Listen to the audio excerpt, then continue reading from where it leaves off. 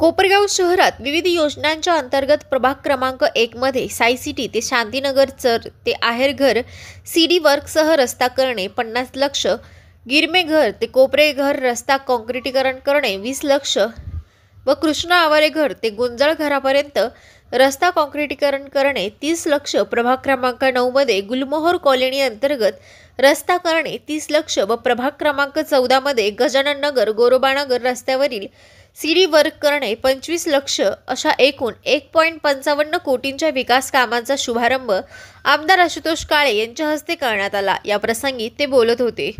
सर्वसामान्य नागरिकांच्या कर रूपाने शासनाच्या तिजोरीत जमा होणारा पैसा म्हणजेच हा निधी आहे, त्यामुळे त्या निधीचा योग्य आणि पारदर्शक वापर होणं अत्यंत गरजेचं आहे। विकास कामांसाठी वारंवार निधी मिळत नाही, त्यामुळे मिळालेल्या निधीतून होणारी कामे दर्जेदार आणि गुणवत्तापूर्ण झालीच पाहिजे।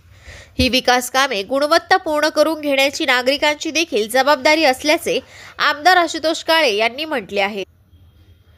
ते पुढे म्हणाले की कोपरगाव शहरात रुपये 1.55 कोटींच्या विविध विकास कामांचा शुभारंभ करताना समाधान वाटत आहे। या विकास कामांना मागील वर्षीच मंजुरी मिळाली होती, परंतु निवडणूक कार्यक्रम असल्यामुळे या कामांना निधी मिळण्यास काहीसा उशीर होऊन कामे सुरू होण्यास देखील उशीर झाला। मात्र यापुढे पुन्हा नियमितपणे विकास कामे सुरू राहतील। यापुढील काळात कोपरगावच्या विकासासाठी अजून निधी मंजूर करून आणण्यासाठी मी सातत्याने प्रयत्नशील राहणार आहे। शहराच्या प्रत्येक भागाचा समतोल विकास व्हावा, नागरिकांना चांगल्या व दर्जेदार सुविधा उपलब्ध होव्यात, हे माझं ध्येय असून शहराच्या नियोजनबद्ध विकासासाठी मी कटिबद्ध आहे। त्यामुळे होणाऱ्या विकास कामांचा दर्जा गुणवत्तापूर्ण असावा। कामाच्या दर्जाच्या बाबतीत तडजोड चालणार नाही। नागरिकांनी देखील सुरू असलेल्या विकास कामात हलगर्जीपणा होत असेल तर माझ्याशी संपर्क करावा। विकास कामे गुणवत्तापूर्ण करून घेण्याची नागरिकांची देखील जबाबदारी आहे, त्यामुळे तुम्ही देखील सुरू असलेल्या विकास कामांवर लक्ष ठेवा।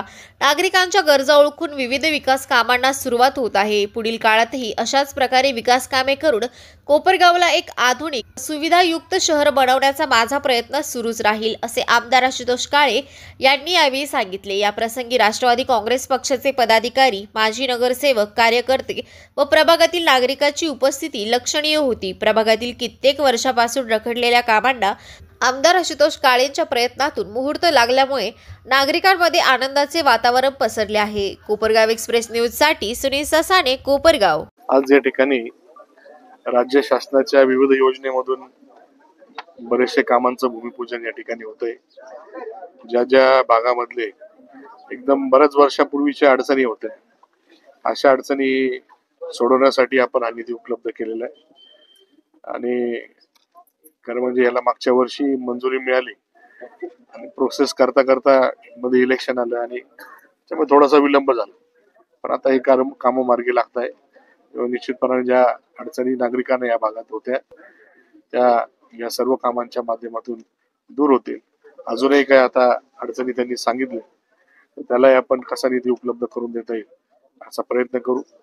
आपल्या सर्वांचं सहकार्य या ठिकाणी लागेल। जे काही काम होतंय ते काही वारंवार होणार नाही, त्याच्यामुळे ह्या कामावर लक्ष ठेवण्याची जबाबदारी सर्वांची आहे।